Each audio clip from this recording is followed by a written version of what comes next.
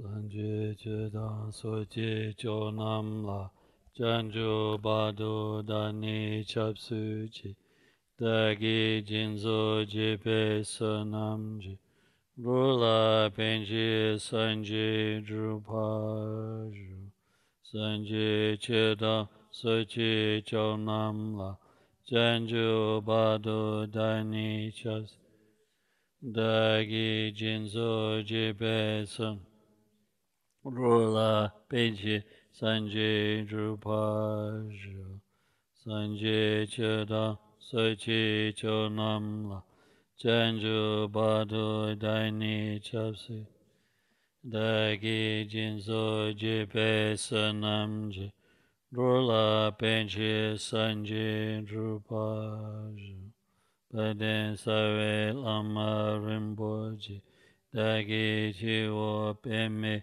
Den Shula Kadin Chimbu Kone Jezunde Kusun Tuchi Nuk Sauduzo. So we are continuing with the short explanation of the methods of practicing the Ankam Mahayana or Vajrayana, as we can call it. And we talked about receiving initiation and then the maintenance of vows.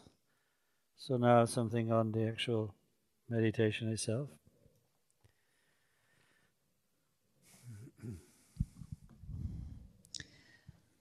Alors, poursuivons donc notre explication. Nous avons vu ce matin une courte explication des méthodes de la pratique non commune du Mahayana.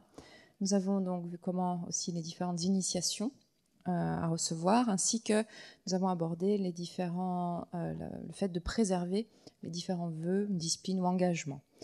Nous abordons à présent la méditation en tant que telle dans ces pratiques. Of course, here, because this is not in the context of an initiation having been given, so we cannot say anything very detailed, because that would be to break the Vajrayana secrets. So just it's very brief overview, maybe perhaps, of the what it means to meditate in Vajrayana. Alors bien sûr, comme nous ne nous trouvons pas aujourd'hui dans le contexte où une initiation est transmise, on ne peut pas aller dans les détails de la méthode de pratique, parce que sinon cela viendrait briser certains engagements ou secrets du Vajrayana, mais on va simplement donc en donner un aperçu général. And also just expressing the commonalities of the approach to deity yoga in all the tantra sets. Donc nous allons présenter les généralités, de façon générale, l'approche des différents yogas associés aux présences éveillées dans les différentes classes de tantra. So in each of the tantra sets, one practices deity yoga,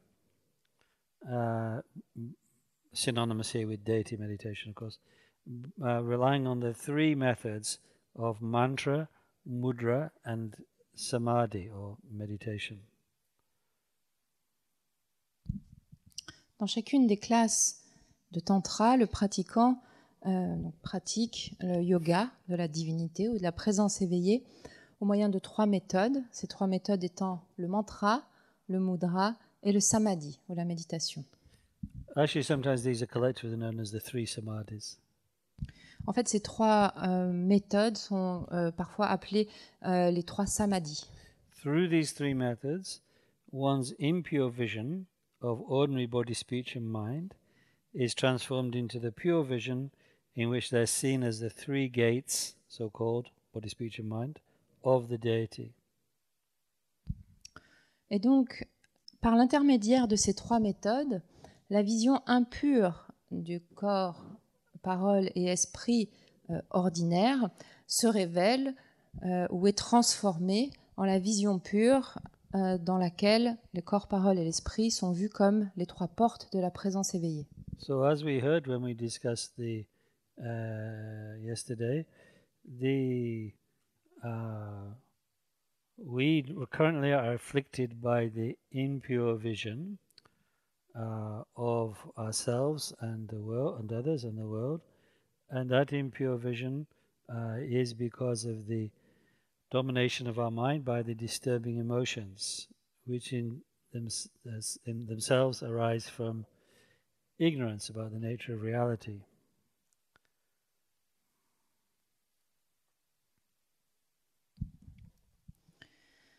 Comme nous l'avons vu hier, notre état actuel est celui d'être est un état affligé par la vision impure que nous entretenons à propos de nous-mêmes et du monde qui nous entoure, parce que notre esprit est dominé par les émotions perturbatrices, par les obscurcissements affligeants s'élevant de l'ignorance de la nature des phénomènes. So for sentient beings like ourselves, everything is arising in impure vision. There's the general impure vision of a dualistic framework through which we see everything, and this is called the illusory vision. And the other aspect of the impure vision is the particular karmic vision that we have as individuals due to our karmic imprints. So these two together constitute the impure vision, the illusory vision, which means like non-dualistic framework, which all sentient beings in common are afflicted by. Then each sentient being in particular has their own karmic vision, their own karmic obscurations by resulting from their particular imprints. So these two together constitute we could call the impure vision.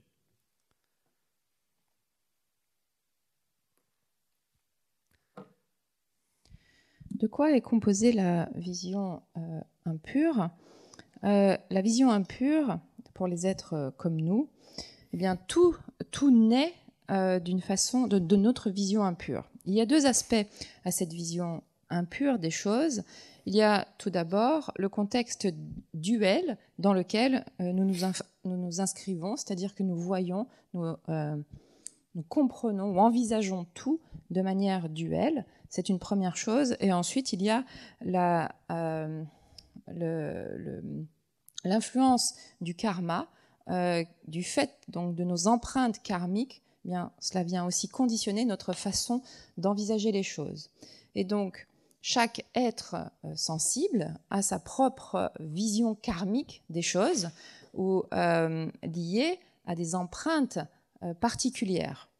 Donc c'est la combinaison de ces deux aspects, de la vision duelle illusoire, à travers de laquelle nous envisageons les choses d'une part, ainsi que la vision karmique, c'est-à-dire au travers de notre karma.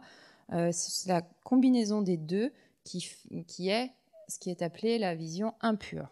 So therefore we see our body, speech and mind now in an impure way. So we can call them ordinary body, speech and mind.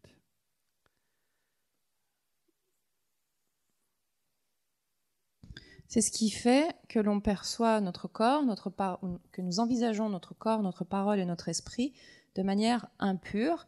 Et donc, c'est ce que l'on appelle la vision ordinaire. Il s'agit des corps, paroles et esprits ordinaires. But after receiving initiation and then applying the three methods of mudra, which is literally, of course, mudra means seal, but here it refers particularly to the gestures used in Vajrayana, and mantra, and finally meditation, which means here visualization. Then our experience of body, speech and mind is purified, and we see them with the pure vision, in which we understand they are the three, our body, speech and mind, actually none other than that of the deity into which we've been initiated.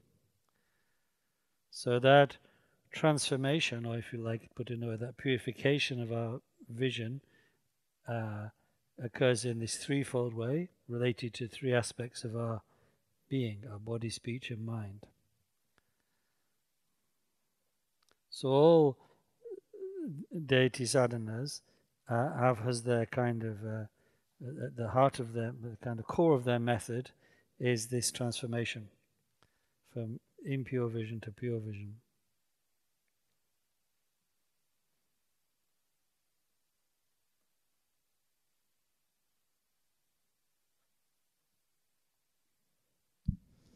Après avoir reçu l'initiation, nous nous appliquons donc ces 3 méthodes. Il y a, comme on l'a vu, le mudra. En général, mudra signifie un saut, le saut. Ici, ça fait davantage référence à l'ensemble de la gestuelle utilisée dans le Vajrayana, dans les pratiques du Vajrayana. Il y a donc le mudra, le mantra et la méditation. La méditation ici impliquant donc des visualisations.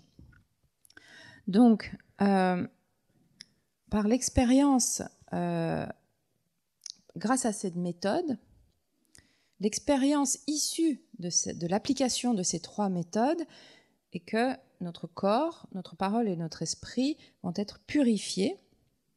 Et donc ils sont non plus envisagés de manière impure, mais ils sont envisagés de manière pure. Il s'agit en d'autres termes de ce qu'on appelle la vision pure.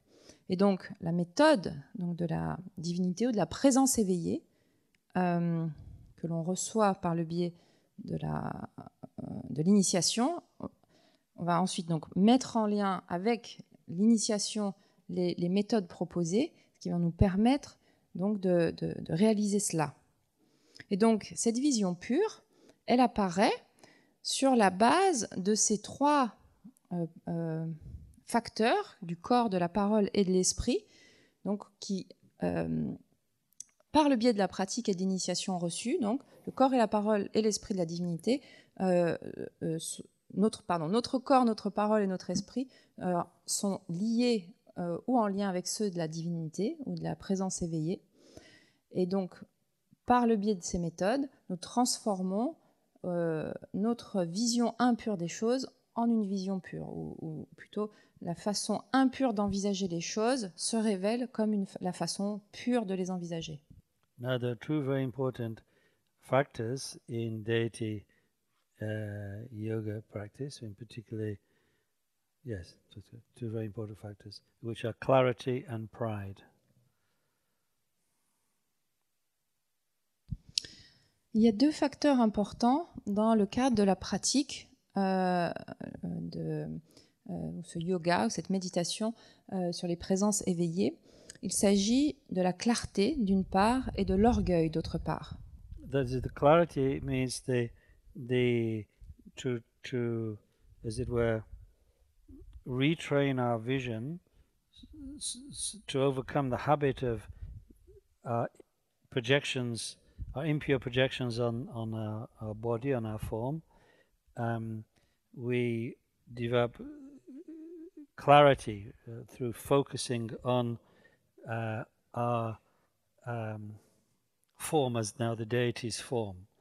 So this is a training in clarity, and that is where takes the conceptualizations which are associated with our usual image of our body as something impure, and retrains them, refocuses them, the conceptualization on the actual purity, the clarity of our deity form.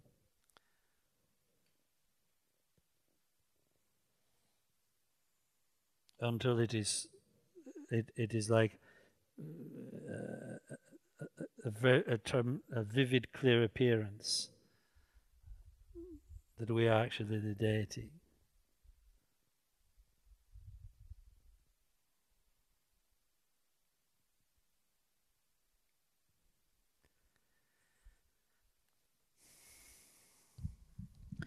En ce qui concerne l'aspect ou le facteur de la clarté, l'idée ici est de réentraîner notre façon d'envisager les choses. C'est-à-dire que notre façon d'envisager les choses, il s'agit qui est donc celle de l'habitude, d'une projection impure que l'on émet sur notre propre corps ou sur notre forme, eh bien nous essayons de la dépasser par les méthodes, nous l'entraînons et nous essayons de développer cet aspect de clarté en nous focalisant sur donc notre forme ou notre corps comme étant la divinité ou la présence éveillée en question. Et donc, cela va venir dissiper toutes les conceptualisations associées avec notre façon, notre vision impure de nous-mêmes et des formes, et ça va venir l'entraîner à adopter une nouvelle vision des choses, c'est-à-dire une vision de pureté. Et ceci par le biais de la méditation comme de la forme ou du corps de la divinité ou de la présence éveillée. Et nous nous entraînons à cela jusqu'à ce que cette forme, ou jusqu'à ce que le corps de la présence éveillée soit quelque chose de très clair, de très présent, de très animé, on va dire, de vivant, et que l'apparence soit très claire, soit clairement établie. Donc, c'est-à-dire que jusqu'à ce que nous installions ou établissions clairement cette présence que nous sommes nous-mêmes clairement la divinité. Although in meditation the deity and its mandala are to be experienced in vivid clarity, at the same time they're not something ontologically existent. Donc, même si la présence éveillée et son mandala doivent être éprouvés comme étant quelque chose d'animé, de très clair et animé, étant présent, il ne possède néanmoins, donc cette présence éveillée et son mandala, aucune existence ontologique. Meaning they're not substantial, they're not graspable, so we cannot grasp them in this way as something solid. They're like the clear appearance, the deity, one's form as a deity is a clear appearance, one's mandala, the environment, is clear appearance, but it is at the same time empty. It has no intrinsic nature. It's not like some substantial deity, some substantial thing. It's actually the union of the appearance and emptiness. So it's both clear and empty simultaneously. And these are not two separate categories. That is how the clarity of the deity is to be understood.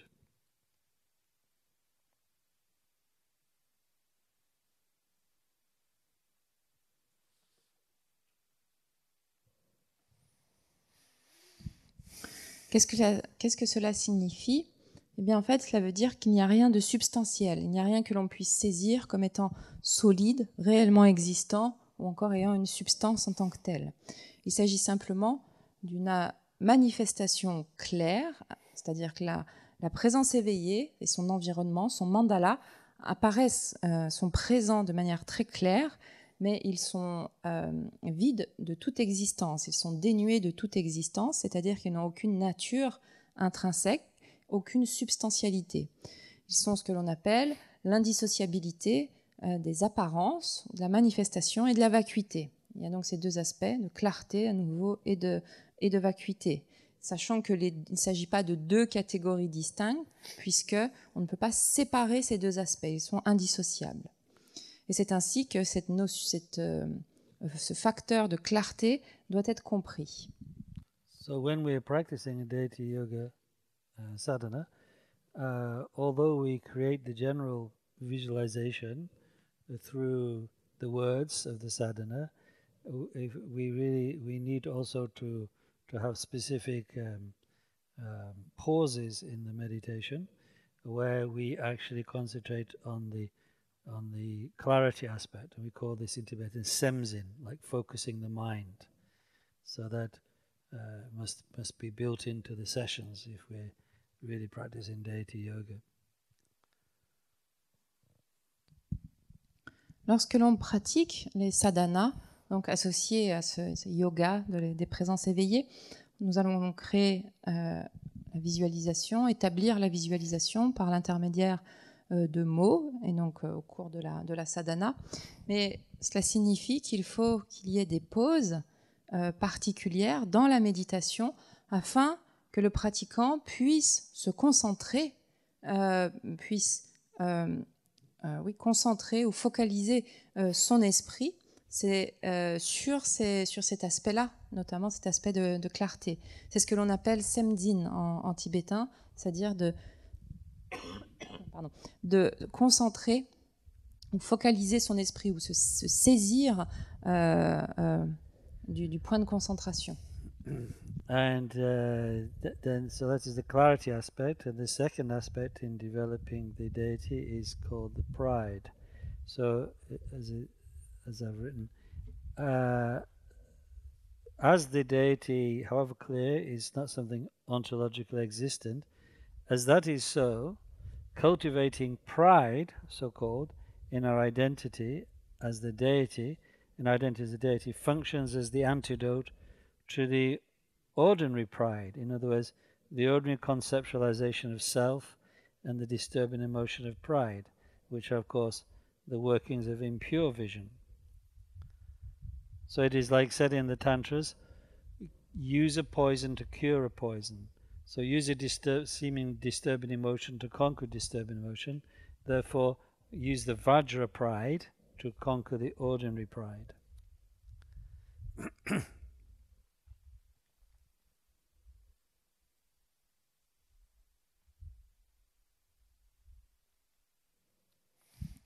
Donc ceci était pour le premier aspect, celui de la clarté. Et bien ensuite, le deuxième aspect qui est celui de l'orgueil. Donc puisque, comme nous l'avons vu, la présence éveillée, son environnement n'ont aucune existence ontologique, n'ont aucune existence substantielle, il s'agit de cultiver l'orgueil de notre identité. C'est-à-dire que notre identité est, nous cultivons le fait qu'elle est la présence éveillée. C'est-à-dire que les conceptualisations ordinaires que nous entretenons à propos d'un soi, d'une identité, ce qui comprend également notre orgueil ordinaire, eh bien, tout cela est ce qui crée la vision impure. Et donc, ce qui va se passer, c'est que nous allons utiliser cela comme un antidote, donc en cultivant l'orgueil d'une identité comme étant l'identité non plus d'un soi, mais de la présence éveillée. Ceci fonctionne comme un antidote à la conceptualisation ordinaire d'un soi, et donc de l'obscurcissement affligeant de l'orgueil ordinaire. Et c'est ce qui permet, comme on le proverbe le dit en tibétain, on utilise un poison pour soigner un poison. C'est-à-dire que l'on va utiliser l'orgueil Vajra, en d'autres termes, pour conquérir l'orgueil ordinaire. So by these methods, the transformative methods of the mantra, mudra and samadhi, and then added to that the development of clarity and pride in our deity yoga practice, then this will lead us to realize the deity. In short, for our old sense of self to be dissolved into the sense of identity as the deity. With that, we can say that the qualities of the deity will manifest for us, and therefore the accomplishments we were seeking will arise, or put it the other way, will be bestowed upon us by the deity.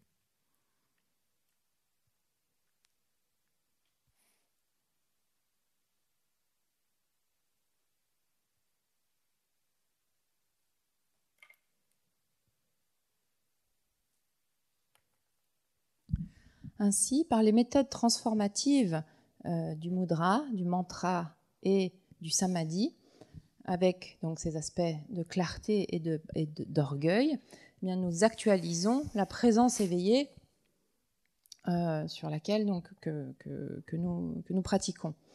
Et c'est ainsi que notre vieille habitude d'un soi ou d'une identité va se dissoudre pour laisser place aux qualités de la présence éveillée, pour que les qualités de la présence éveillée puissent se manifester et être actualisées.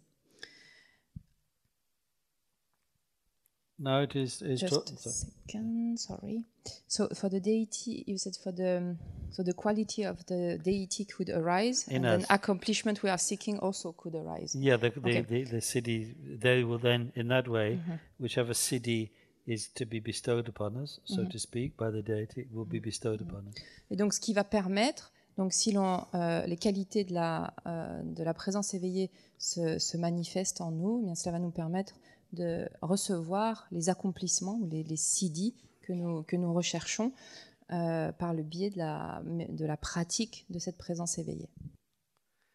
So, furthermore, by reliance on such deity yoga, the Vajrayana meditator need not reject whatever objects arise in his or her experience, whereas for the ordinary practitioner, the non-Vajrayana practitioner of the common teachings, sense objects are poisons, inimical to liberation, since they prompt attachment.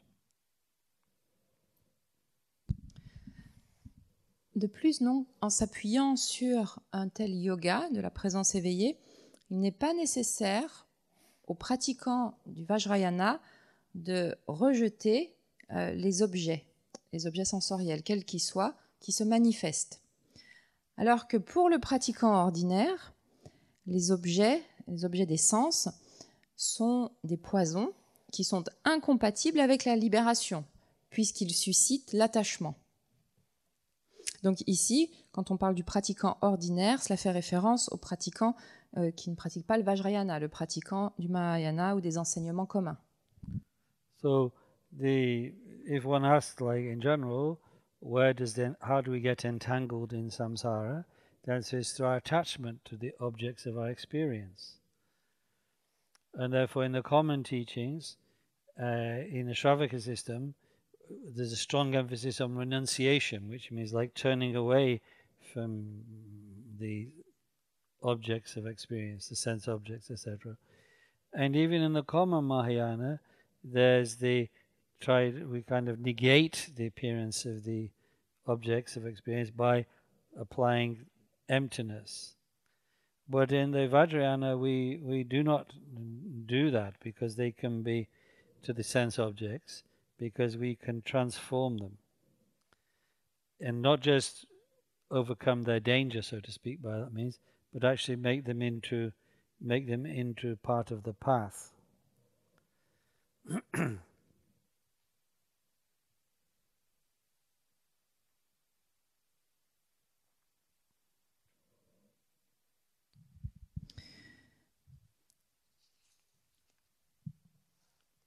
Pourquoi est-ce que nous sommes complètement pris dans cette expérience samsarique à cause de notre attachement aux objets? C'est la raison pour laquelle dans le Shravakayana, il y a l'accent est fortement mis sur le renoncement, sur la désillusion. Et donc on va rejeter les objets des sens. Dans le Mahayana commun, le pratiquant en fait nie l'apparence, l'apparition même des objets des sens par l'application de la vacuité. Cependant, dans le Vajrayana, ce n'est pas ainsi que les choses sont envisagées. Il n'y a pas besoin de faire cela parce que le pratiquant peut transformer ces objets. C'est-à-dire qu'il ne s'agit pas simplement pour le pratiquant de dépasser le danger que ces objets des sens peuvent représenter, mais il s'agit pour lui de vraiment les utiliser comme étant une part entière du cheminement. So, if one asks, how is this so? Si l'on se demande donc comment cela est-il possible? In Vajrayana, so although this is so to although this is so to a certain extent in the lower tantras, it is only really in Anuttara Tantra that this is fully so. It's fully the case.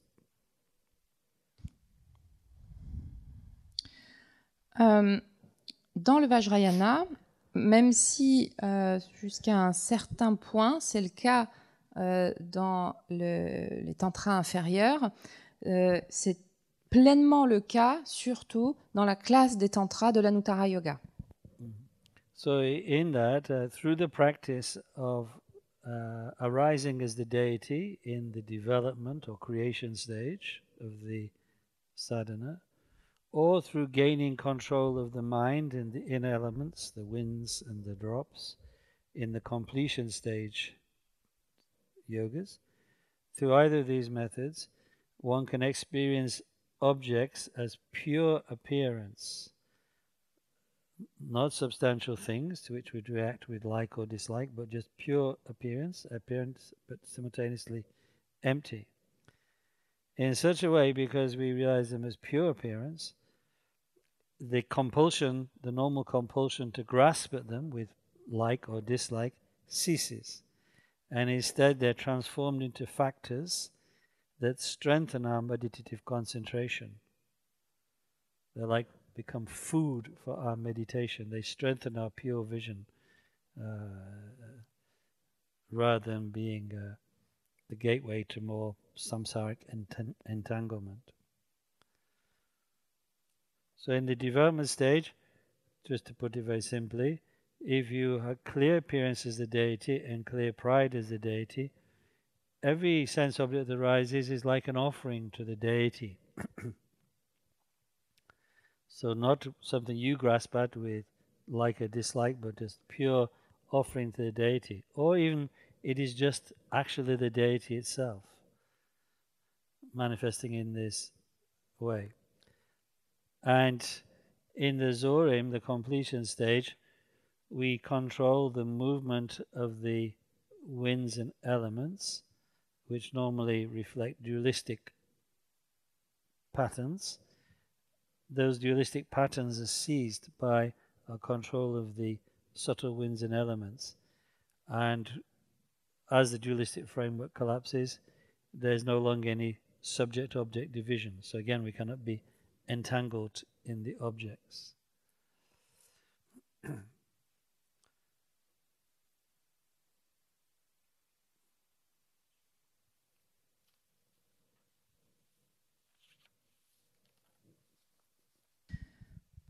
Dans le Vajrayana, par la pratique qui consiste à s'établir comme la divinité, lors de la phase, ou comme la présence éveillée, lors de la phase d'établissement, c'est-à-dire la phase de Kierim,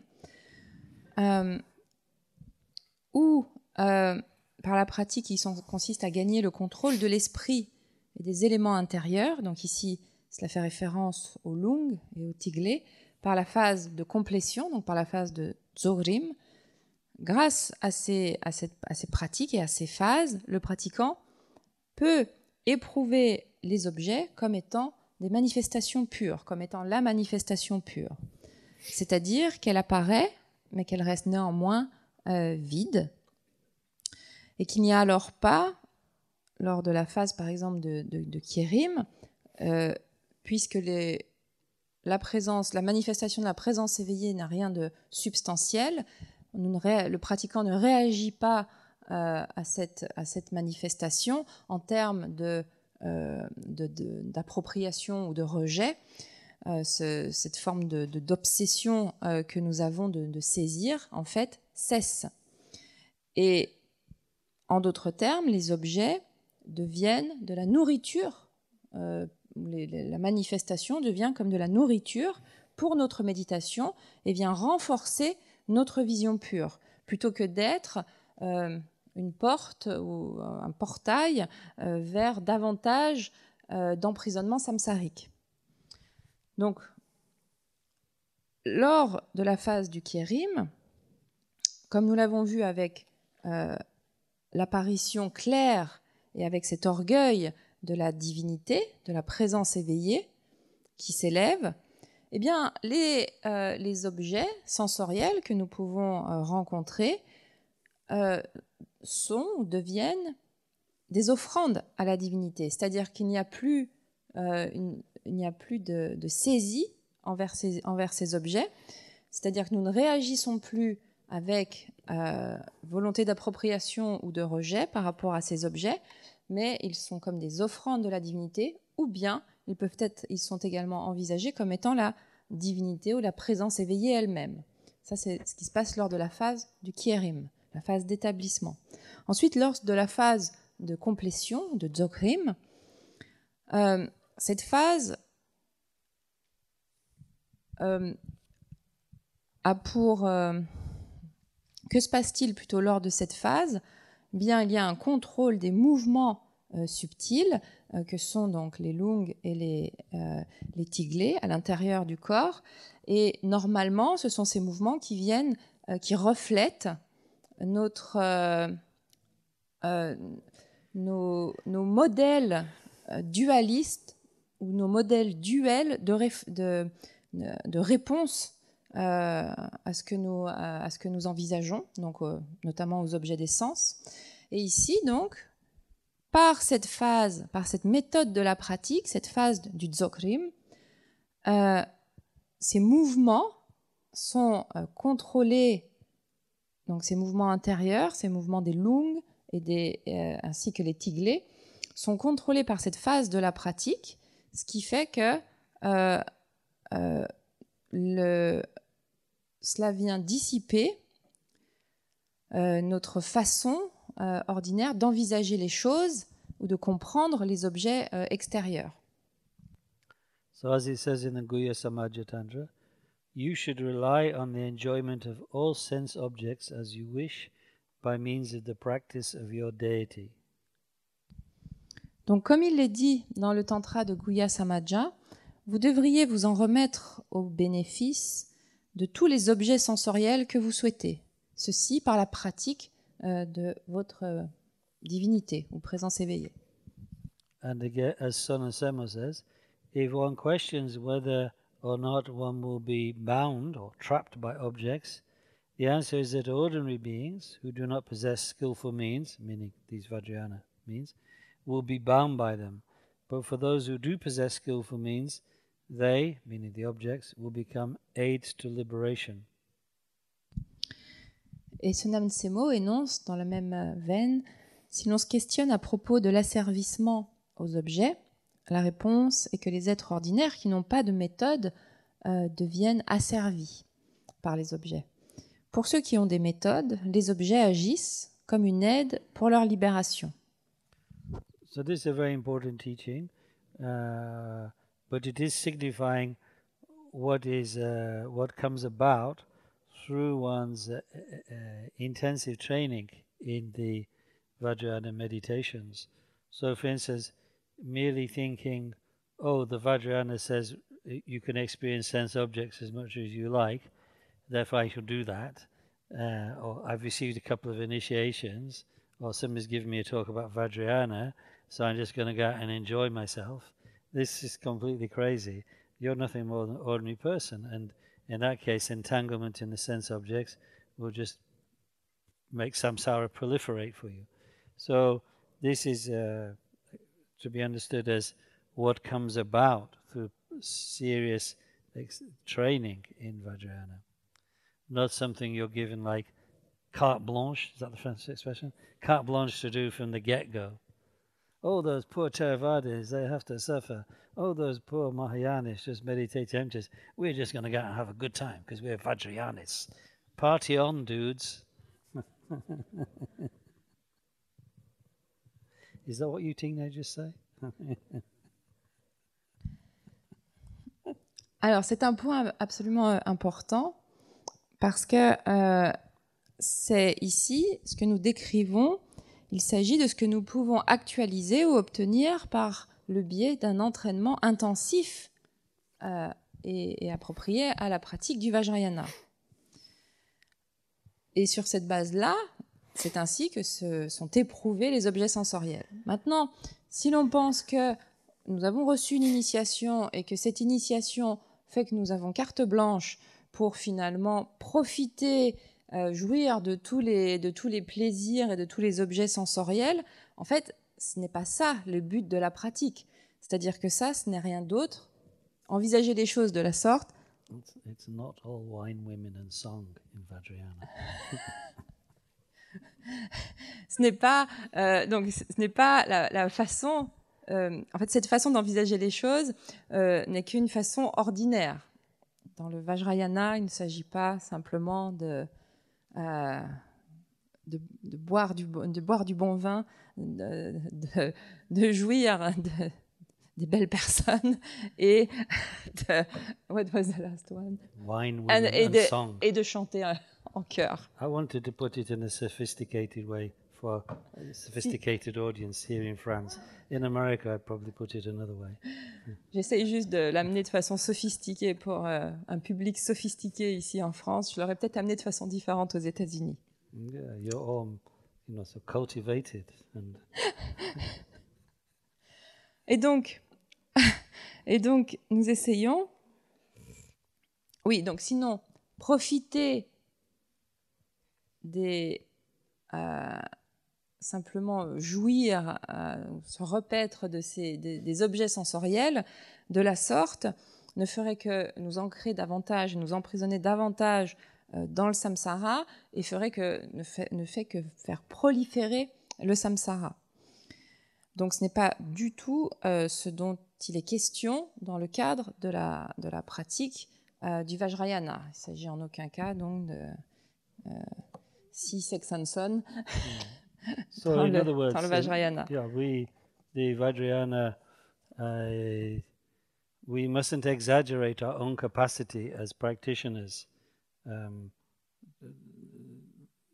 Like, for instance, I think many of you know the story, but again, to refer to Great Master Buwapa, having achieved, become a Mahasiddha, that one time he was visiting a bar in India, whatever they call bars, I don't know. But at that time, he demanded the finest wines known to humanity, something like that, and told the barmaid to keep it flowing, keep it coming. And finally, she said, "Well, when will you pay?" And Buwapa said, "When the sun goes down." But the sun just never went down, and after 3 days, people in the whole kingdom were desperate. Nobody wanted to go to sleep. Buwapa was still drinking. The barmaid had not been paid, and so finally she had to get the king to come and pay Buwapa's bill. And that time Buwapa because due to the control of the inner winds, the external appearances were transformed. So the sun couldn't go down because the elements had gathered in Buwapa's central channel. If you couldn't do that, then please enjoy the senses freely. If you cannot do what Buwapa did, you have to keep to the rules.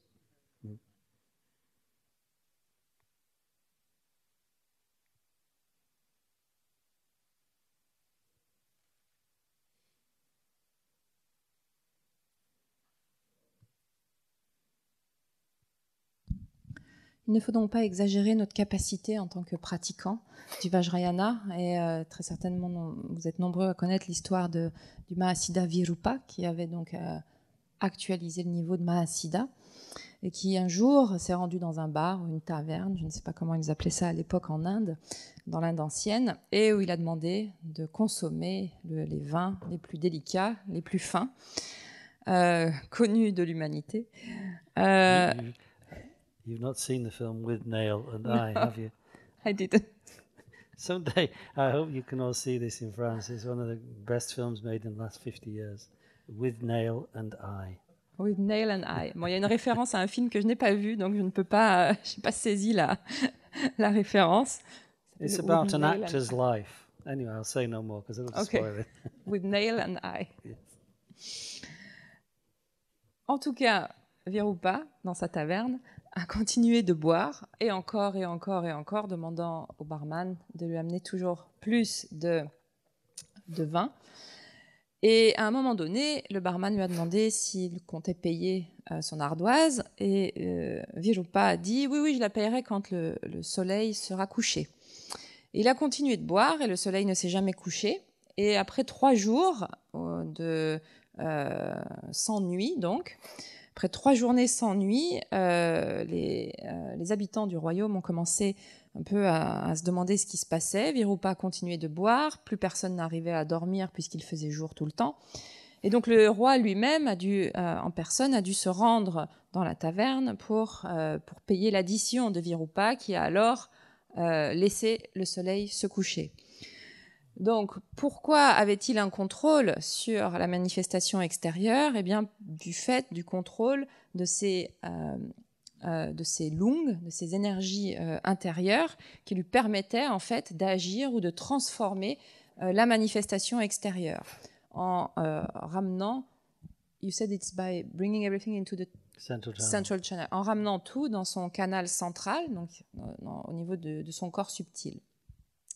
Donc si vous êtes capable de faire cela, n'hésitez pas à profiter des objets des sens. Si ce n'est pas le cas, eh bien, il faut s'en tenir donc aux différentes règles, s'en tenir, savoir où on en est de notre pratique. So when you can make Monsieur Macron pay your wine bill, then that means you're a siddha. Donc, si vous arrivez à faire en sorte que Monsieur Macron vienne se rendre en personne pour payer votre ardoise parce que vous empêchez le soleil de se coucher, c'est que là, c'est bon. Vous avez ce qu'il faut. This will believe. So now that is concerning the actual method of practicing Vajrayana. Now a little bit about, what are the particular important Vajrayana practices in the different traditions? Just what are their names, really, like as an introduction or survey?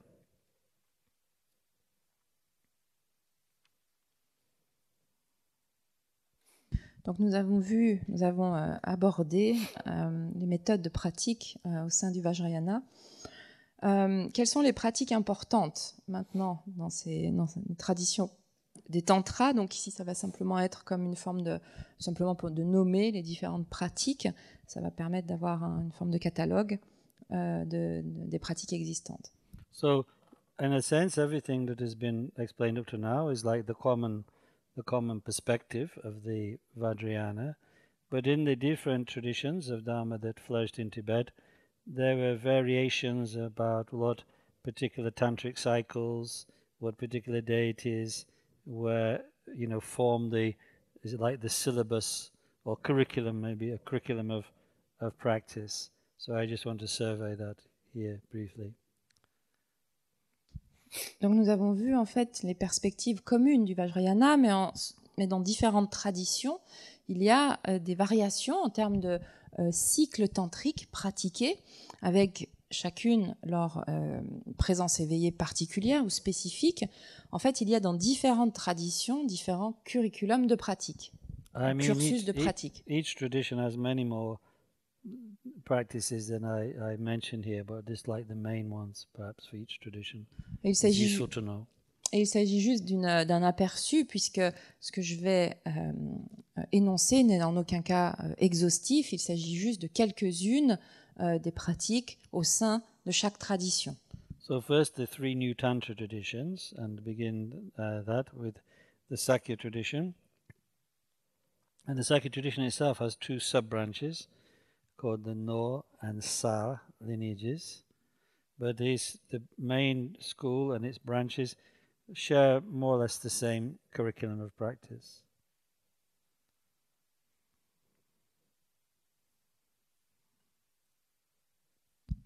Commençons donc par les trois écoles nouvelles de la deuxième période de traduction des tantras, et commençons par l'école ou la tradition Sakya, qui elle-même, cette tradition donc des nouveaux tantras Sakya, a deux branches, comporte deux lignées principales, la lignée Ngor et la lignée Tsar.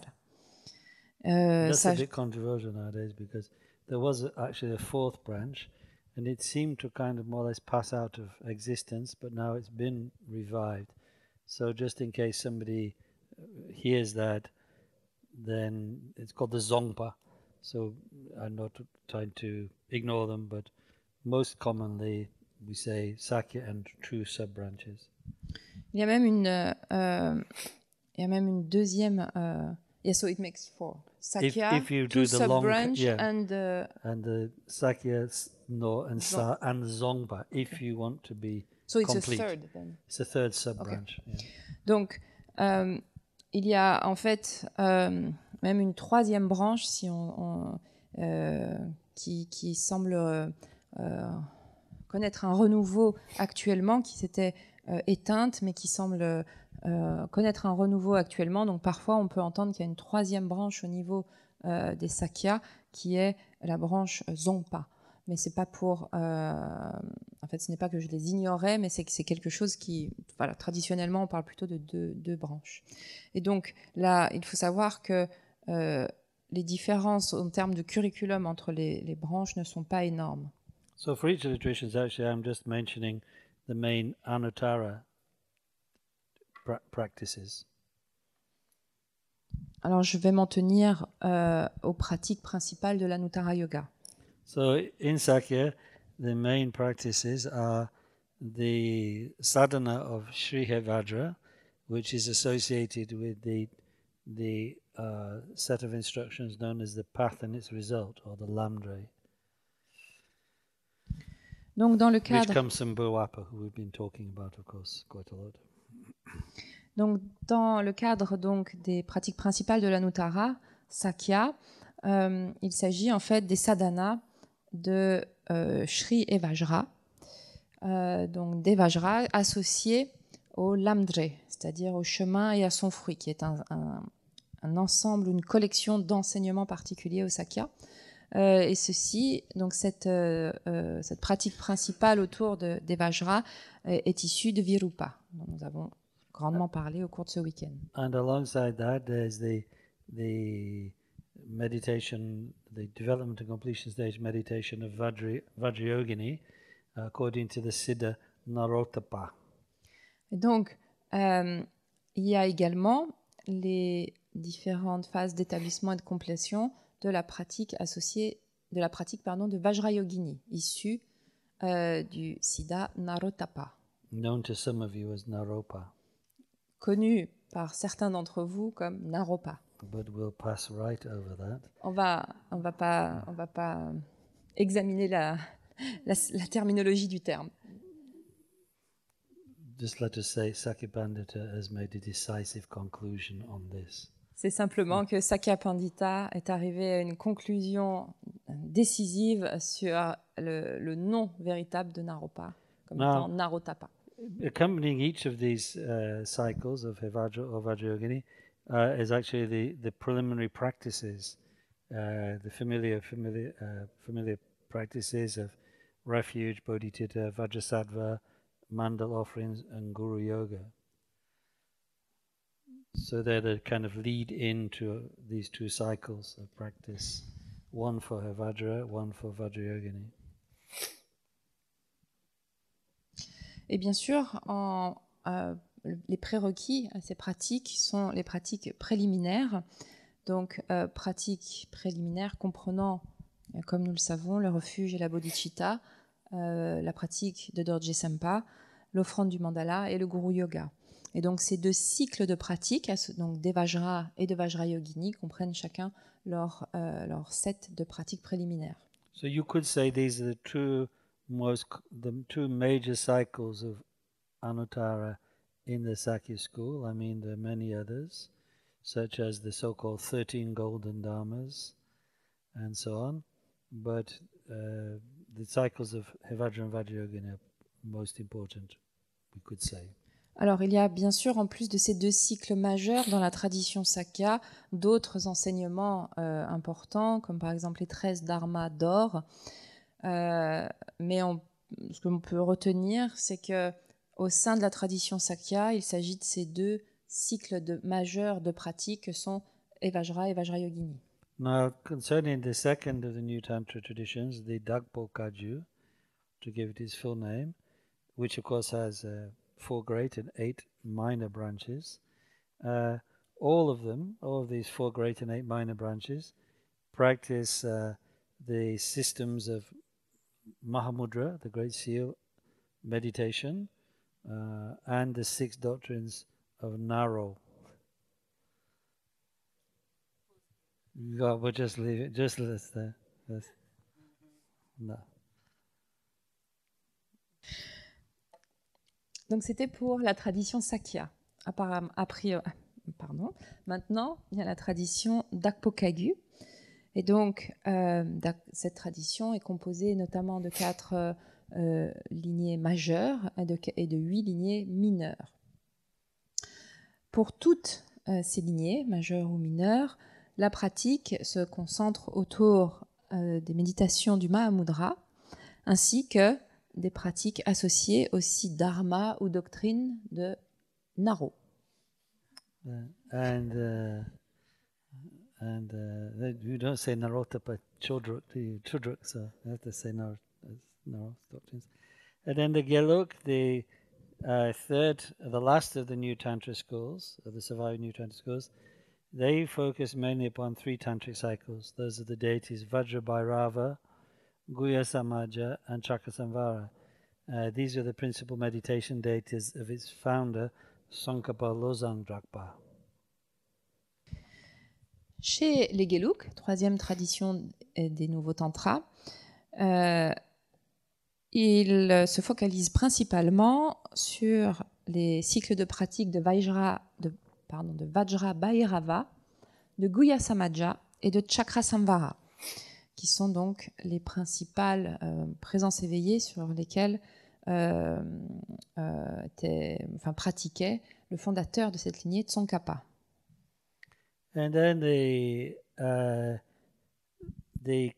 those are 3 new Tantra traditions, but the ancient Tantra tradition, the Nyingma school, has quite a different type of spiritual curriculum. Mainly the spiritual curriculum is based upon the treasure cycles, certain cycles of instruction which had been originally concealed by Padmasambhava and rediscovered in later centuries by prophesied or predicted masters. So different Nyingma practitioners will focus on one of these major cycles of treasure instructions for their Vajrayana practices, such as the treasure instructions revealed by Jigme Lingpa, which are known as Longchen Nyingtik, the innermost, the essence drop of Longchenpa, or the Kunchit Chindu, revealed by the Rigzen Jessen Ningpo, which focuses on the Padmasambhava in the form of Guru, Yidam, and Dakini, or the more recent treasures revealed by Choja Lingpa in the 19th century, which are often called the new treasures of Choling. So all these have like complete cycles of Dharma practice, particularly for the, as Nyingmapas would call them, the 3 higher tantras, or 3 secret, the inner tantras, Mahayoga, which is more or less like development stage, Anu Yoga, which is more or less like completion stage, and Ati Yoga, which is a meditation system very specific to Nyingma. And in all these cycles you have the support of the preliminaries, which are rather like the preliminaries in the new Tantra schools, but of course with slightly different visualizations and liturgies. So that's very briefly what it is how it is in the Nyingma school. Maintenant que nous avons vu donc les tantras appartenant aux traditions nouvelles, voyons les tantras appartenant à la tradition ancienne. Il s'agit donc de la tradition Nyingma. La tradition Nyingma a un programme spirituel quelque peu distinct, puisque ils appliquent ou ils mettent en œuvre des pratiques associées à ce que l'on appelle les termas, donc les trésors, qui ont été cachés par Padmasambhava et qui ont été redécouverts ou révélés par des maîtres prophétisés ou des maîtres prédits, et qui donc révèlent ces pratiques.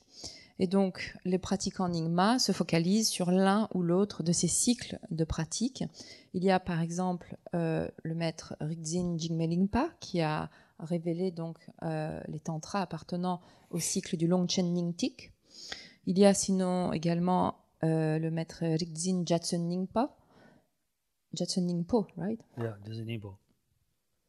Jetsun Ningpo, qui lui a révélé le cycle du Kunshik Chingdu, qui est un cycle autour de la pratique de Padmasambhava, avec sous la forme du gourou, du idam et de dakini.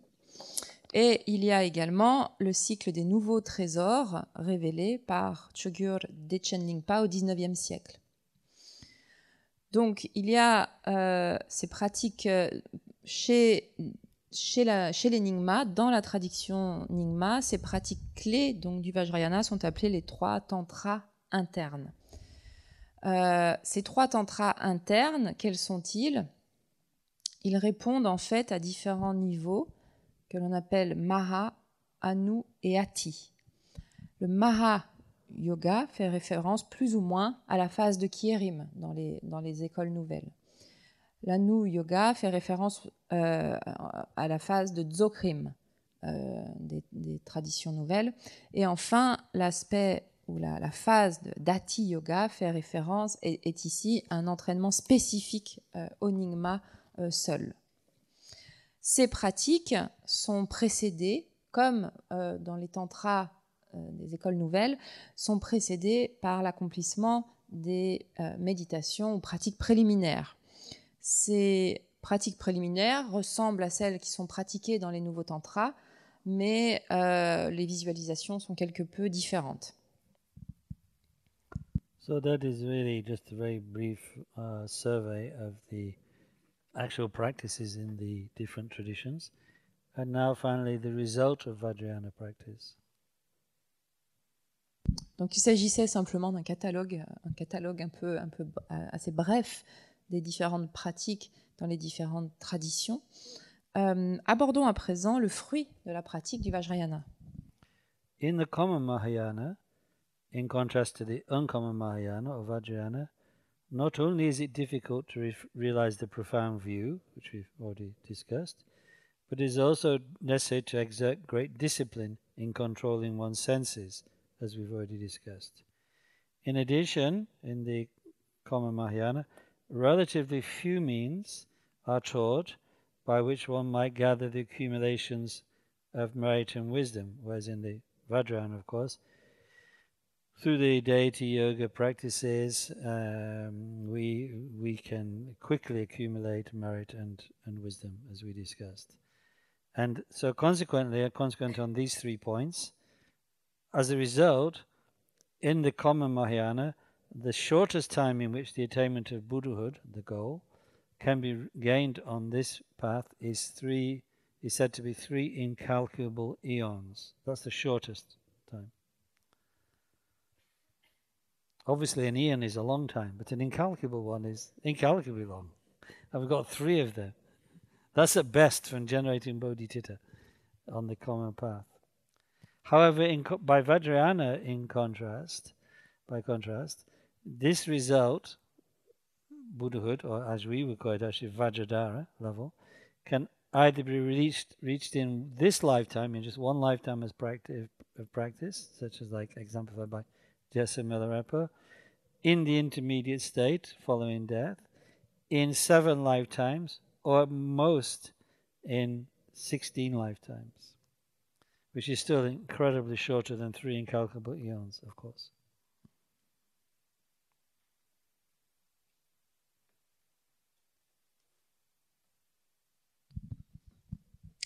Contrairement au Vajrayana, dans le Mahayana commun, donc, il n'est pas seulement difficile de réaliser la vue profonde, comme nous l'avons abordé, mais il est aussi nécessaire de s'appliquer à une grande discipline pour contrôler ses sens. Donc en lien avec les objets des sens, comme nous l'avons vu auparavant. Et donc par conséquent, la plus courte durée par laquelle l'accomplissement de l'éveil est actualisé sur ce chemin est de 3 kalpas immensurables. C'est le plus court, la plus courte durée au terme de laquelle l'éveil est actualisé. Alors un kalpa c'est déjà long, mais là il s'agit de kalpas immensurables, donc qui sont encore plus longs que des kalpas ordinaires. Donc ça c'est pour le Mahayana commun, alors que comme on l'a vu, dans le Vajrayana, par le biais de la pratique associée à la présence éveillée, eh bien, nous pouvons parachever plus rapidement les accumulations de mérite et de sagesse, comme il en a été question, et donc accéder aux résultats de façon plus rapide. Donc, dans le Vajrayana, le fruit ou le résultat peut être actualisé soit en cette vie même, si l'on est un pratiquant, donc ici le fruit faisant référence à l'état de Vajradhara, comme on l'a vu. Donc, soit il peut être actualisé en cette vie même, si nous sommes un pratiquant de l'Akabi de Milarepa, soit il peut être réalisé dans l'état intermédiaire, donc dans le bardo, juste après la mort, en cette vie, ou bien en 16 vies. Et donc 16 vies, ça reste quand même plutôt un bon deal par rapport aux 3 karmas immensurables. So this is Kalpa, pardon. Yeah. So this is, as Sonam Sema says, one might ask when the result is obtained in Vajrayana. An excellent person will achieve it in this very life, a mediocre one in the intermediate state, an inferior one in 7 lifetimes, and an extremely inferior one, but still Vajrayana person, after 16 lifetimes. And again, Sonasema says, because the result is achieved without difficulties in Vajrayana, it is termed the resultant vehicle. Sonam Tsemo énonce, nous pouvons nous demander quand le résultat est-il actualisé dans le Vajrayana. Les pratiquants les plus rapides, donc du Vajrayana ou du Mantrayana, l'actualisent en cette vie même. Les pratiquants intermédiaires de capacité de niveau intermédiaire dans le bardo, et les médiocres au terme de 7 ou de 16 vies. Il poursuit en disant, comme le fruit est accompli sans difficulté, donc le résultat est accompli sans difficulté, il est appelé le véhicule du fruit. In other words, it is through the particular superiorities of the Vajrayana or uncommon Mahayana over the common teaching that allow us to realize the goal so quickly. And if we ask how many of those superiorities there are 4 in number, as has actually implicitly been explained. The first of all, that in the Vajrayana there is no confusion about the view because they have the special means of realizing it. Secondly, there are many skillful means in the Vajrayana through the development and completion stages. Thirdly, there is no difficulty of having to abandon sense objects in the Vajrayana. And fourth, it's for those of sharp faculties who can reach the goal quickly. So, for those reasons, the Vajrayana is superior in terms of reaching the goal.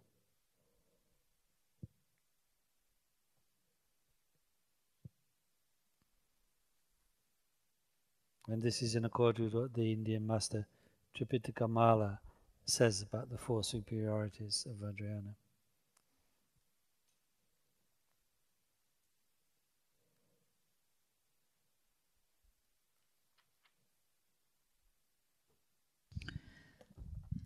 Et donc, le Vajrayana est donc supérieur ou plus éminent que le Mahayana en termes de rapidité, enfin en termes d'actualisation du résultat. Parce qu'il nous permet d'actualiser le résultat plus rapidement. Ces 4 éminences, 4 supériorités ont été, ces supériorités ont été énumérées au nombre de 4 par un maître indien appelé Tripitaka Mala. Ces 4 supériorités du Vajrayana par rapport au Mahayana commun sont les suivantes. La première est le fait qu'il n'y a pas dans le Vajrayana de confusion à propos de la vue, parce qu'il y a dans le Vajrayana propose ou offre des méthodes spécifiques pour éprouver directement cette vue.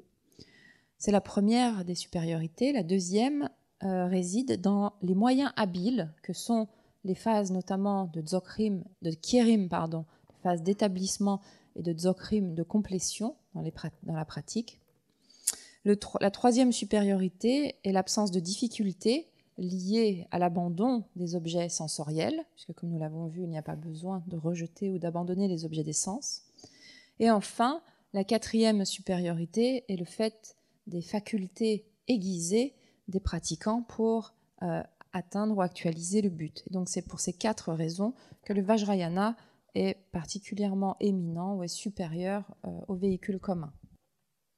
So, through the practice of these extraordinary skillful teachings of the Tantras, in particular receiving initiation and practicing the sadhana or sadhanas, one can gather the true accumulations of merit and primordial wisdom with ease. And this corresponds to the path of accumulation and application in the common system of Dharma.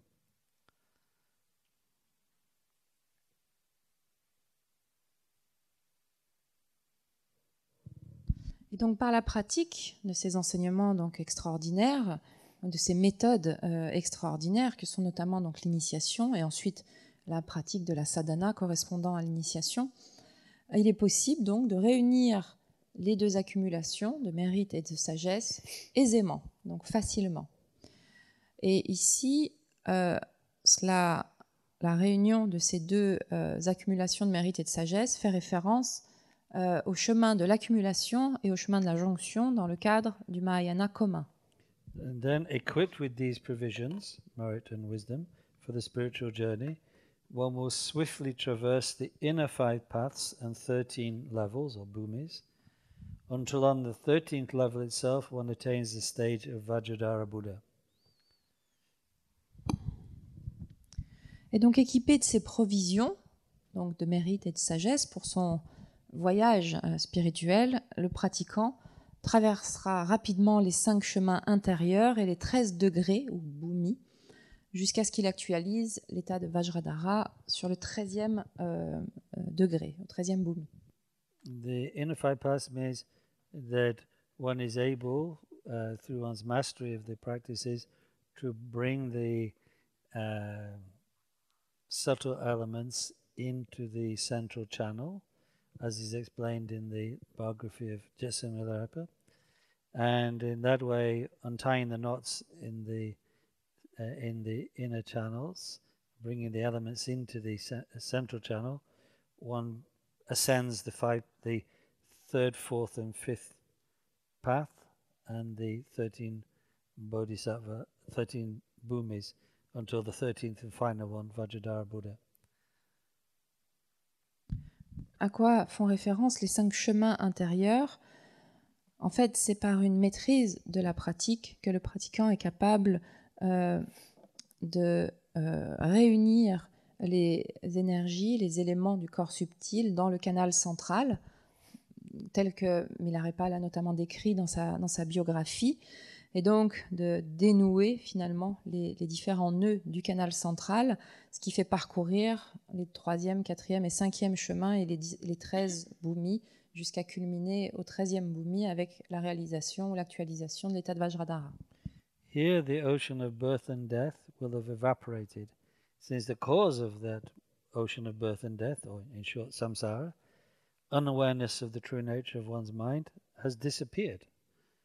Mind's nature, the union of clarity and emptiness, stripped of its obscurations, the two obscurations of disturbing emotions and of knowledge, this union, this clarity and emptiness will now shine forth as the kayas, the bodies and wisdoms of the Buddha, Vajradhara, performing unceasing compassionate activity for the benefit of all.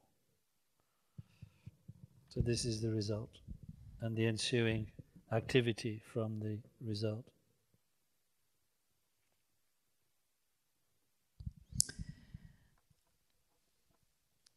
Et donc, sur ce 13e degré, ou 13e bhumi, l'océan des naissances et des morts sera alors évaporé, c'est-à-dire le samsara en d'autres termes, puisque sa cause, l'ignorance de la véritable nature de l'esprit, aura disparu. La nature de l'esprit, donc clarté et vacuité, dépouillée de ses voiles, les voiles ici faisant référence aux voiles des obscurcissements affligeants, aux voiles du connaissable, de la connaissance, Donc dépouillée de ses voiles, la nature de l'esprit resplendira alors comme les kayas éveillés, les kayas du Bouddha, ainsi que sa sagesse, ce qui accomplit l'activité incessante, empreinte de compassion pour tout le bien de tous les êtres. Donc ici, il s'agit donc du résultat et de l'activité qui découle de ce résultat. So with that we come to an end for this brief introduction to Vajrayana.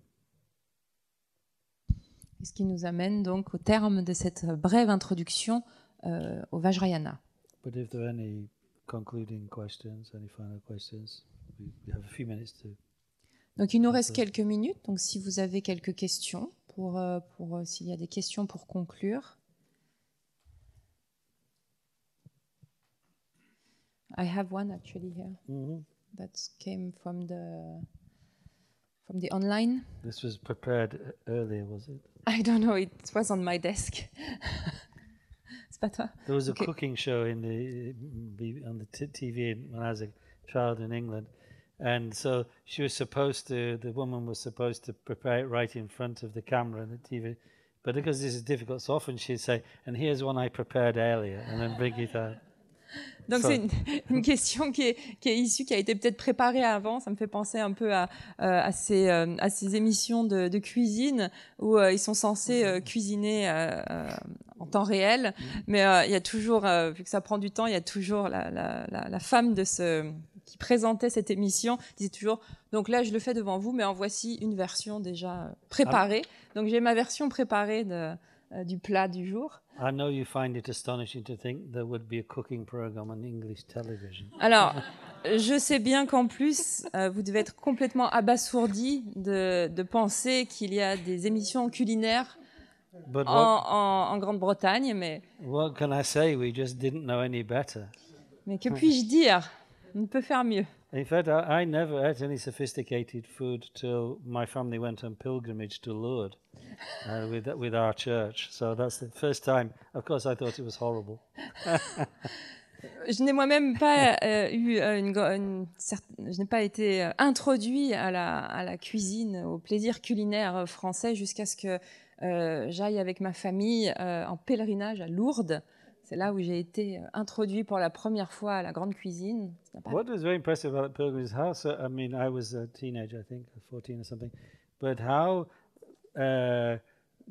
everybody from our church and our diocese managed to bring back so many bottles of alcohol and so many holy statues in the same bags. It's just amazing. Une des choses qui m'a marquée, j'étais adolescent à l'époque, je devais avoir quelque chose comme 14 ans, donc on y était allé avec ma famille et puis l'église à laquelle ma famille appartenait.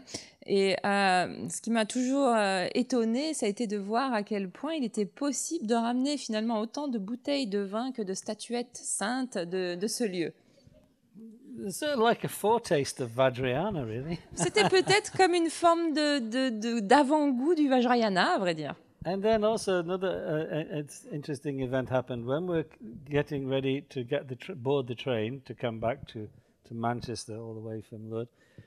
Our bishop, was there, and he was in full kind of bishop clothes, wearing his bishop's hat. And that time I had what we used to call there's a hat that Bob Dylan wore on his first album, so I had a copy of this hat on my head. I was very proud of it. And so he said, "Oh, let's swap." And he put his bishop's hat on my head and took my Dylan cap for his head. So maybe this was some sign of my later activity, but not quite as he'd envisaged. Une petite anecdote. I still think I'm fulfilling his wishes in some way. Better. Et donc, une petite anecdote, c'était qu'au moment où on devait reprendre le train depuis Lourdes jusqu'en Angleterre, donc l'évêque nous accompagnait, et l'évêque était en tenue d'apparat avec, il avait une coiffe, les évêques anglais, et j'avais moi-même sur la tête une casquette. Je me suis toujours enorgueillie d'avoir la même casquette que Bob Dylan portait sur son premier album. Et donc, au moment de monter dans le train, l'évêque me dit « Ah, ah tiens, on va échanger nos chapeaux. Et donc il s'est revêtu de ma casquette et j'ai moi-même reçu la coiffe de l'évêque sur la tête. J'ai toujours pris ça finalement comme un signe peut-être de ma future activité. Alors peut-être ça allait peut-être pas dans le sens que lui-même l'aurait envisagé, mais pour moi quelque part ça va tout à fait dans cette continuité. But it meant I would not become Bob Dylan, but some kind of Buddhist bishop. Alors pas parce que j'allais devenir un Bob Dylan, That role mais is already plutôt occupied. un évêque bouddhiste. Yeah. So now for the question. Donc la question, revenons à nos moutons.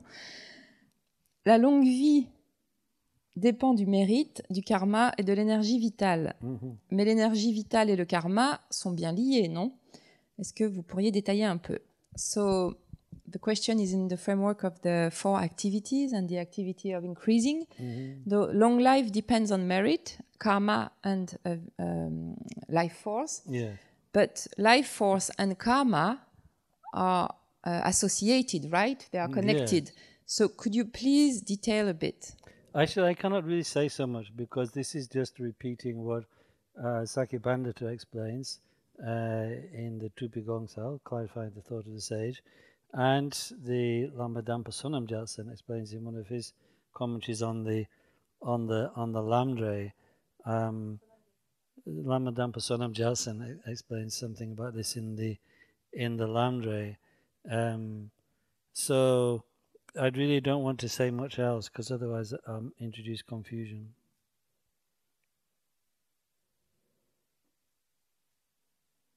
But you see, your life force. You see, it's like this.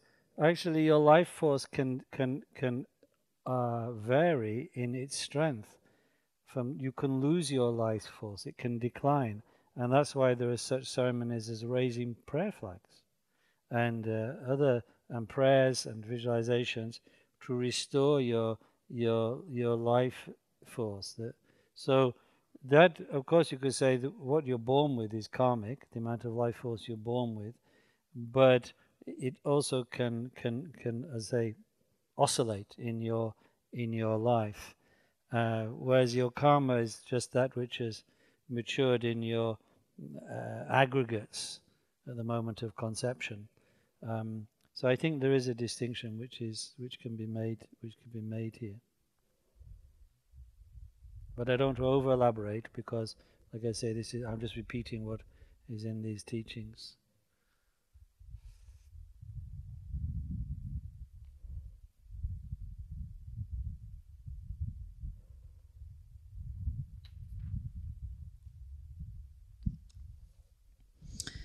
Je ne peux pas vraiment dire plus qu'il a été dit, notamment par Clarifying the Thought of the Sages from Sakya Pandita. Yeah. Dans le texte de Sakya Pandita, qui est intitulé Clarifier la pensée du sage, ou encore dans le commentaire sur le Lamdre de Lamadampa Sonam Gyaltsen. Donc je ne vais pas dire davantage parce que ça risque d'introduire plus de confusion qu'autre chose. Mais ce que l'on peut dire, c'est que la force vitale peut varier en termes de force, c'est-à-dire qu'elle peut décliner, on peut perdre de sa force vitale, et c'est la raison pour laquelle il peut y avoir des pratiques qui viennent restaurer cette force vitale, la raison pour laquelle on va mettre des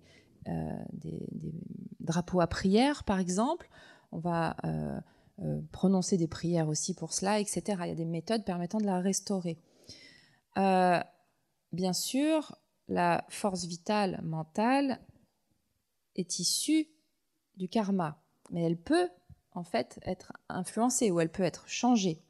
Quand on parle du karma, en revanche, ce karma, lui, il mûrit dans ce que sont nos agrégats, en fait. Ça, nos agrégats sont le produit du karma, au moment, notamment donc, dès le moment de la conception.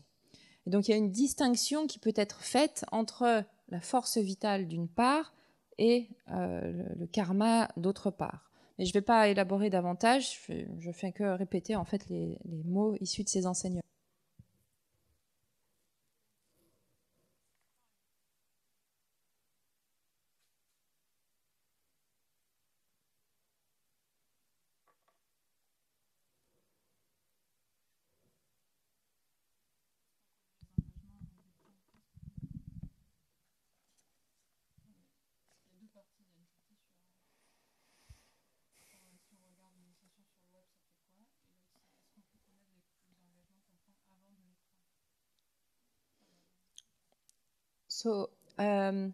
Donc, la première question... Vas-y, tu as un micro. Est-ce qu'on peut regarder une initiation en ligne? Je crois que c'est ça. So there is a question. I'm not so sure about the question, but what about watching an empowerment online?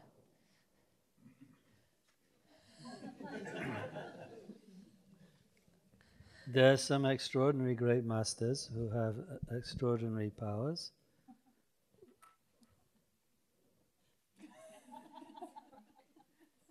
And I have great confidence in my root lamas, my Sawi lamas, that they have extraordinary great powers. So I'm very happy to say that. I don't personally have a television set. But my masters, I have complete faith in. Ce que je peux répondre à cela, c'est qu'il y a des maîtres extraordinaires, dotés de pouvoirs extraordinaires, et que j'ai totalement confiance dans mes lamas racines. Et donc je suis très, très heureux de partager cela. Après, je n'ai pas de télévision chez moi.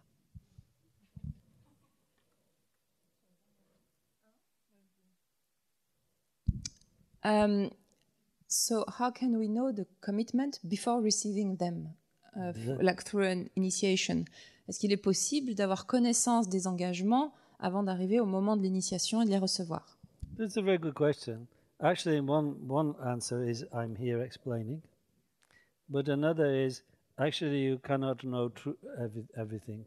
No, you cannot, because traditionally, like the explanation of 14 root downfalls is only given to people who've received those initiations.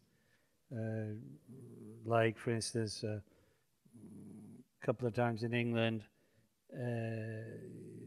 it's on the Sakyatrisa Ratnavajra Rinpoche, the 42nd Sakyatrisa, he gave Rajakilaya and Trakasava major initiations, and at the end he asked me to teach to everybody present the 14 root downfalls. So they didn't hear them before the initiation. So in one way you cannot know them all before you receive initiation. But that is why it's sometimes good for people to give some kind of general indication, and I think I've done that here. But it's a good question.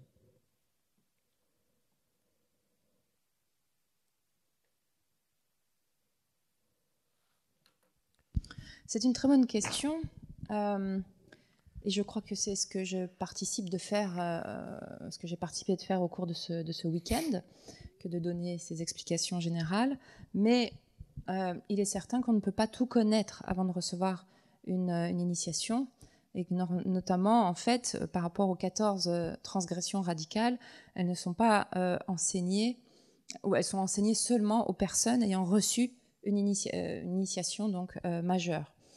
Lorsque Sa Sainteté Sakya-Trin Zin, le 42e détenteur du trône, donc Sakya-Trin Zin Ratna Rinpoche, a donné à Londres Vajrakilaya et Chakrasamvara, il m'a ensuite demandé, suite à l'initiation qu'il avait transmise, d'enseigner les 14 transgressions radicales.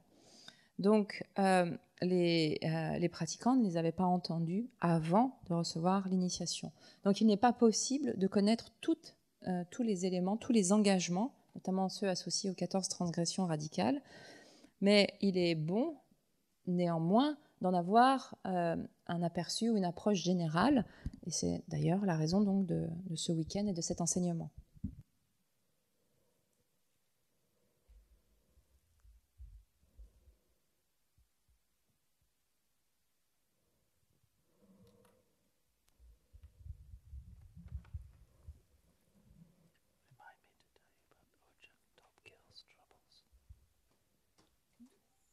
Sometime this week. Yeah. It's in relation to one of the questions.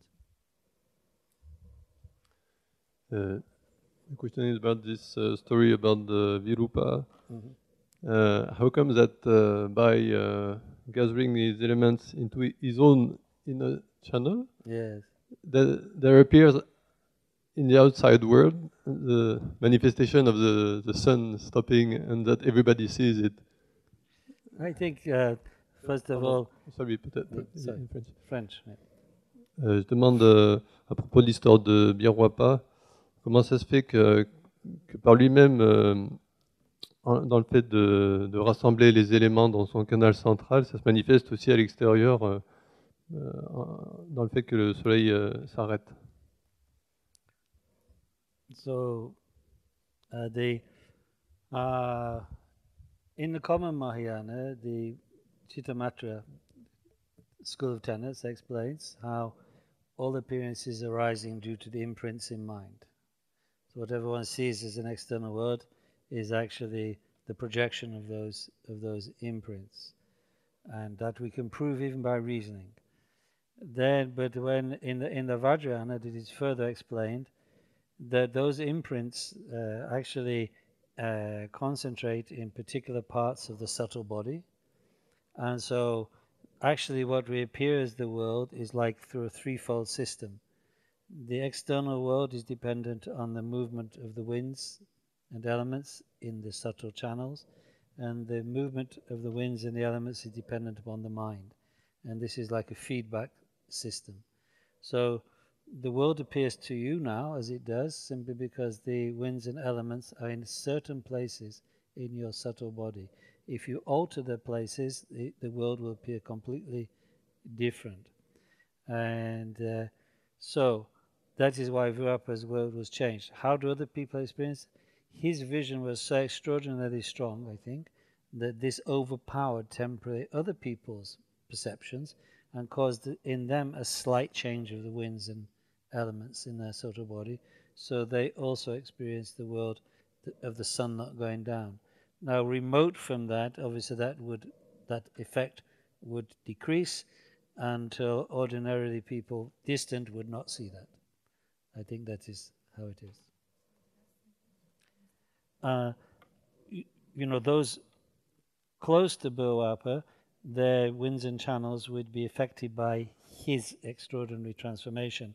And so it was like their perception would be overshadowed by his. So they'd feel, yes, the sun is not going down. But remote, of course, from that, then the ordinary processes of the world, which are ordinary simply because they correspond to the ordinary karma of sentient beings, not because they're independently valid, this would occur. So most people would not see the sun not setting for 3 days.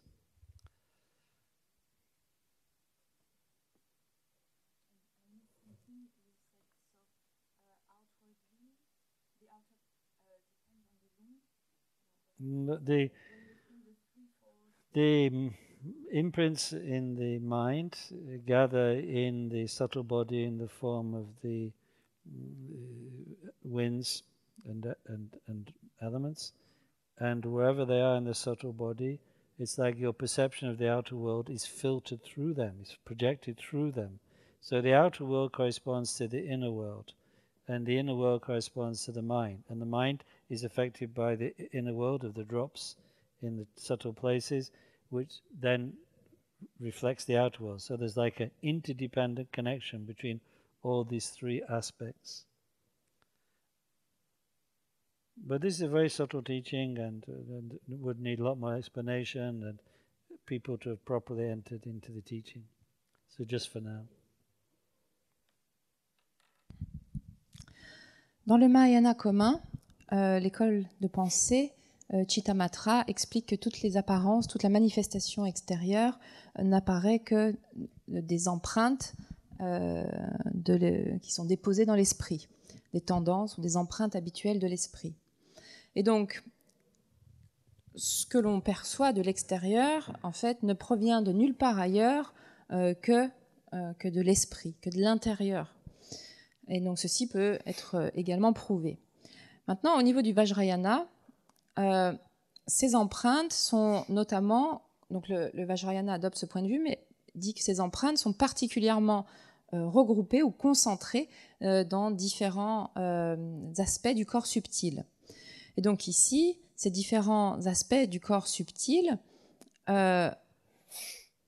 font notamment référence au Lung, au Tsa et au Tiglé. Et donc, c'est ce qui... il y a une correspondance, en fait, entre le monde extérieur et le corps subtil intérieur.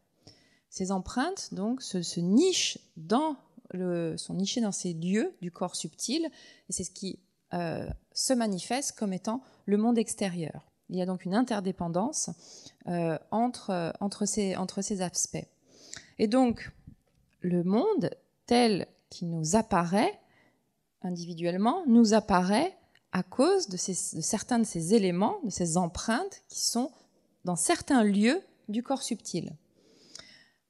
Dans le cadre de Virupa, sa vision des choses était si forte qu'elle pouvait agir sur les lieux et places de nos empreintes au niveau du corps subtil et agir quelque part et prendre le pas sur celles des personnes qui étaient autour de lui.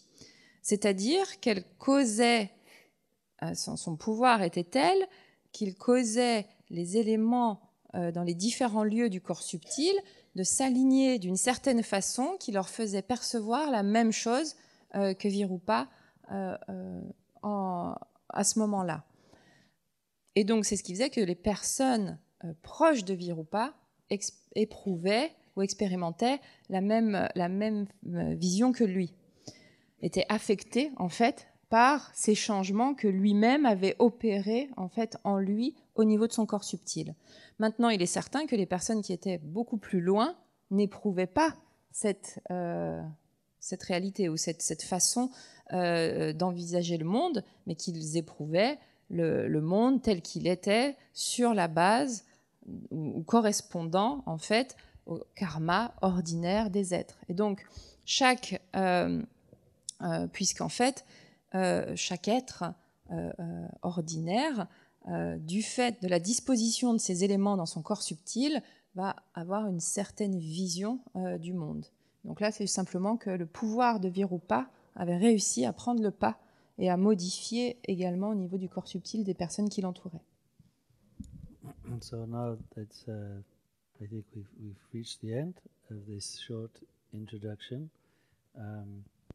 So I'm really happy to be able to do this. I hope it is of some use for people here. And it's very nice, as I mentioned at the beginning, very nice to gather again with people here in the Dagpo Institute and to see how everything is flourishing so wonderfully. And I know we're all united in the prayer that His Holiness Karmapa is here very well soon, as soon as he likes. Probably not as soon as we like, but as soon as he likes, we'll be all overjoyed. We share that, I'm sure. Nous atteignons donc la fin de ce week-end d'enseignement. J'espère que ce qui a été partagé sera d'une utilité quelconque. Il est toujours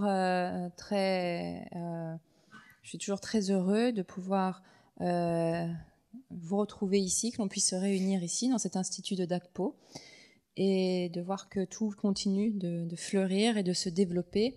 Je suis sûre que nous sommes également à l'unisson dans nos prières pour que Sa Sainteté Karmapa puisse venir dès qu'il le voudra, même si on le veut très certainement plus que lui au niveau de la temporalité.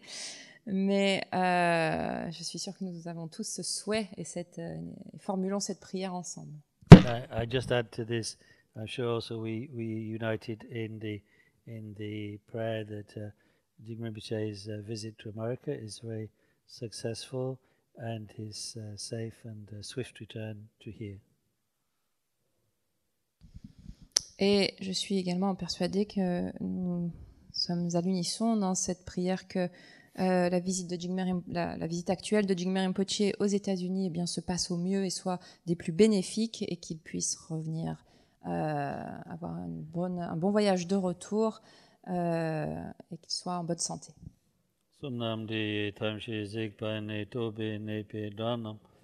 Chiga nachi bala drupa ye sipi sole droa sho jiva kundu yanda lama dandra me chu chi pela long chu ching sadan lam chi yintan doji changi gopan ye toy sho.